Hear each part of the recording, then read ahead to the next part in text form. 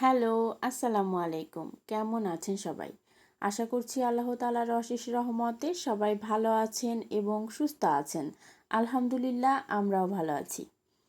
এই তো সকাল সকাল ঘুম থেকে উঠে রান্নাঘরে চলে এসেছি। আজ আমার একটি স্পেশাল খাবার রান্না করব। খাবারটি আমার অনেক পছন্দের। এই খাবারটি এক এক অঞ্চলে এক এক নামে চেনে। তো আমি ছোটবেলা থেকে বউখুদা নামেই চিনে এসেছি। আমাদের বাড়িতে যখন বউখুদা রান্না করা হতো, এই খাবারে হলুদ ব্যবহার করা হতো না, সাদা থাকতো। আর বেশি করে কাঁচা রসুন পেঁয়াজ দিয়ে একটা ভর্তা বানানো হতো। বউখুদা সেই ভর্তা দিয়ে খেতে অনেক মজা লাগতো। বিয়ের পর আমি যখন এই বউখুদা রান্না করতাম, তখন আপনাদের ভাইয়া একটু হলুদ দিতে বলতো। তারপর থেকে আজ পর্যন্ত যতবার রান্না করেছি হলুদ দিয়ে রান্না করেছি। আর সাথে কয়েক রকমের ভর্তা হলে আমার খুব ভালো লাগে। তবে কাঁচা রসুনের ভর্তার চেয়ে পেঁয়াজ রসুন ভেজে শুকনো মরিচ দিয়ে যে ভর্তাটা করা হয় সেটা আমার খুবই পছন্দ। সেই ভর্তা ভাত দিয়ে খেতেও অনেক মজা লাগে।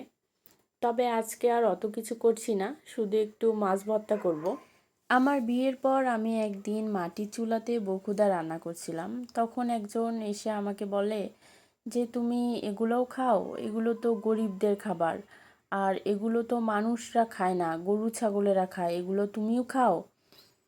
তো আমি কথাটা শুনে বেশ অবাক হয়েছিলাম যে হালাল খাবারের গায়ে কি লেখা আছে যে এটা গরিবরা খায়, এটা ধনীরা খায়, বা এটা গরু ছাগলের খাবার, মানুষ খেতে পারবে না। আমি তার কথাতে বুঝলাম না যে এই খাবারটা মানুষ খেতে পারবে না, গরু ছাগল খাবে, এটা কেমন ধরনের কথা। আসলে আমাদের চারপাশে এমন অদ্ভুত মেন্টালিটির মানুষ থাকে যে তাদের কথাবার্তা শুনলে আমরা অনেক অবাক হয়ে যাই। কি উত্তর দিব বুঝতে পারি না।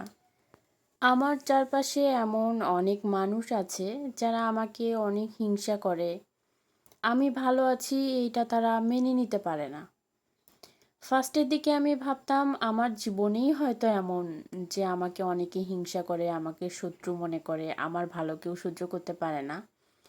তবে এই ইউটিউব ফেসবুকের যুগে আমাদের আর চারপাশের মানুষের ফেসবুক স্ট্যাটাস, তারপর আমার বান্ধবীদের জীবন কাহিনী শুনলে মনে হয় শুধু আমার জীবনটাই এমন না, সবার জীবনেই এমন হিংসুটে মানুষ আছে, বা অন্যের ভালো সহ্য করতে পারে না এমন মেন্টালিটির মানুষও আছে। এই যে মাঝে মাঝে আমি একটু ভিডিও বানাই, ভিডিও এডিট করি, ইউটিউবে একটু ভিডিও দেই, এই ভিডিও বানাতে না আমার অনেক ভালো লাগে। আমার ভালো লাগা থেকে এই কাজগুলো করি। তবে অনেক মানুষ আছে আমার আশেপাশের যারা আমার ইউটিউবে ভিউয়ার্স হতে আসে না। তারা সব সময় সিসি ক্যামেরার মতো নজরদারি করতে আসে যে আমি কখন কি করছি, কি খাচ্ছি, কেমন আছি, কোথায় যাচ্ছি, এগুলো নজরদারি করতে। তারা এগুলো দেখবে আর আড়ালে অনেক সমালোচনা করবে। তো তাদের উদ্দেশ্যে আমার একটা কথাই বলার, যে সমালোচনার টপিক হতে যোগ্যতা লাগে।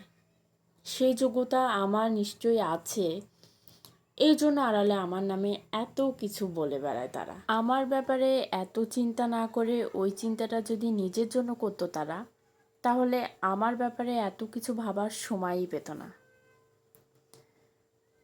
আজ এই পর্যন্তই। সবাই ভালো থাকবেন, সুস্থ থাকবেন। আল্লাহ হাফেজ। আসসালামু আলাইকুম।